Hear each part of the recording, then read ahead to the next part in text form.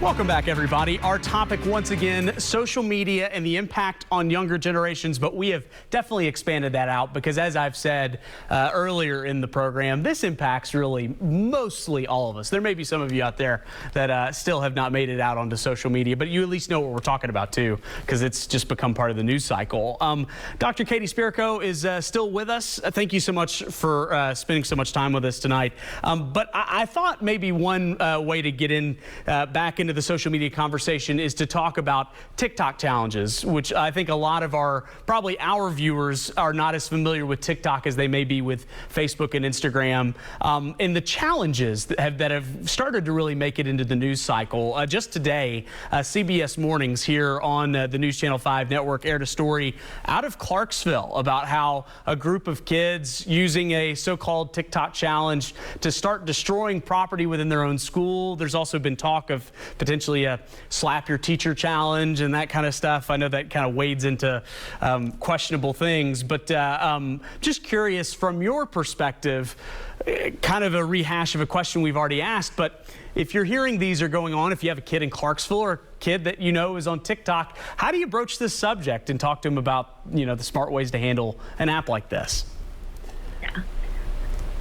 To me, this is not a social media issue. This is a peer pressure issue. This is a groupthink issue. This has been happening since the dawn of time. When you put a bunch of teenagers together that don't have their brains fully developed yet, they're going to make impulsive decisions, and they're not going to want to be different when they're getting pressured to do negative things. And same thing, you see TikTok challenges where adolescents are raising money for good causes and educating the public about mental health and disease prevention. You see miraculous things that adolescents are doing, and they're using social media as a platform to do good in the world. You're going to see good and you're going to see negative, and teenagers are impulsive, they make mistakes, and we need to right from wrong, and we need to expect that they're going to do stupid things sometimes. We protect them the best they can, but to me, it's not a social media issue. The social media makes it easier to reach a wider audience, which can be good or bad, I guess, depending on what the challenge is. And that is a great point. No question about it. So much good comes from social media too. I mean, I have had the blessing to do many stories on this network and on other news stations that I've worked for where we've been able to raise money for people through GoFundMes and different fundraisers. So certainly don't want to diminish the good that can come from social media. But you're right. I mean, obviously, peer pressure is not anything new for society either. I want to circle back to something that we kind of mentioned at the beginning, but I think it bears focusing on again.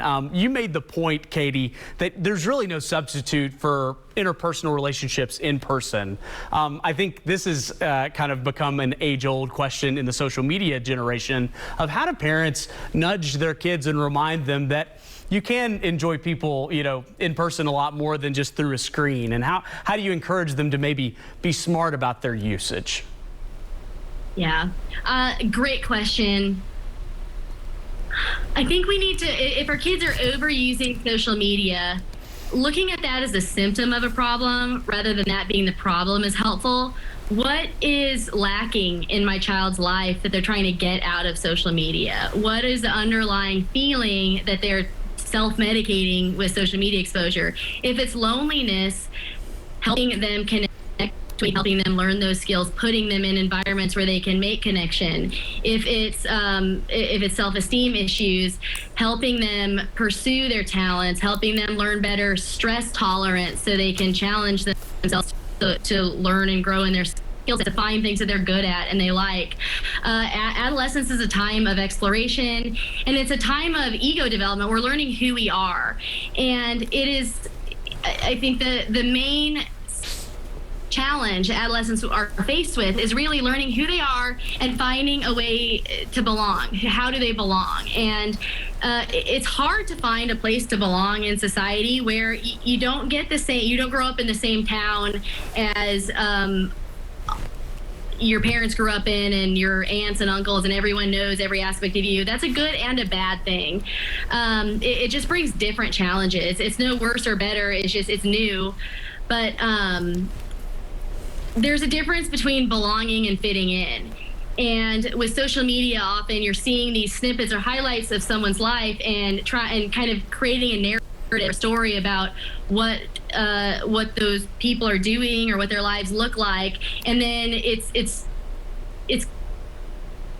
easy to try to change yourself to fit in with that narrative that you think you're seeing in other people's lives. And so helping our kids to just really develop their own sense of identity and feel comfortable with themselves. And you can't go into their schools necessarily or their peer groups or onto their TikTok without making them mad, at least, and influencing them in all those groups. But at home, you can give them a place where they feel valued and they feel understood and they feel that sense of belonging. And there's room for different opinions and there's room for mistakes. And if you can give them a snippet of that and make them feel loved and valued and cared for, you have to trust that they'll be able to go out in the world and generalize that and find their way. And it's not going to be perfect, but it's going back to the basics. If there's one piece of advice I can give parents for how to combat the challenges of social media, it would be the same piece of advice I would give them for just about any problem that parents come with. And it is listen to your kids. Put your phone down. Don't have any distractions. Give 100% focus and attention to your kids when they're talking to you and listen to them. If you do that, any other mistake you make as a parent is probably going to work itself out. And you made a really good point there in that last sentence that you just said that I think sets up for a great follow-up question. You said parents should put their phone down. If you're trying to talk to your child about social media usage, but you're a little bit of an abuser of it yourself, you probably lose a little bit of your argument. So should parents be modeling good behavior as well? Absolutely. Kids do not listen to us. They watch us. So you're going to have so much more impact by modeling the behavior that you want your kids to see than by telling them what to do. Absolutely. That may plow a little close to the corn for some people. I don't have any kids, but I probably am on social media too much, so I just felt like that was worth mentioning. You know, we've talked a lot about this program, on this program, about the negative impacts, because I think that's what's on top of mind, and you've mentioned a few of these. But just to kind of help close this out, what are some of the positives that, you know, that parents should maybe even embrace with their kids when it comes to them being on social media? Well, number one, it's not going away. And so this is a way of relating. We have a global society. I think COVID really emphasized that so much when you couldn't physically be around other people. And we kind of we tried to change that language from social distancing to physical distancing, with the idea that even if you can't physically be around someone, you can still interact. And that is really the benefit of social media. You can make connections and maintain connections with people without the geographic limitations that we were once faced with. You can find your people, your network where you can belong. I mentioned, you know, we always kind of think about the good old days with nostalgia, and I wish my kid could grow up in this little town with people that we knew for generations and generations.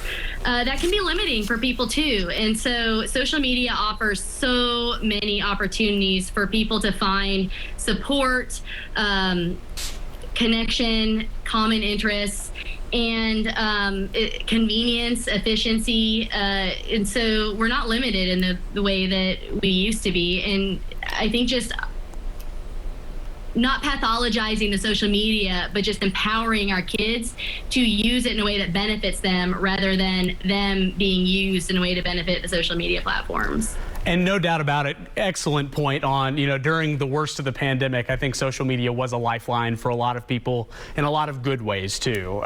So thank you so much, Dr. Katie Spierko from Lipscomb University, for giving so much of your time for us tonight.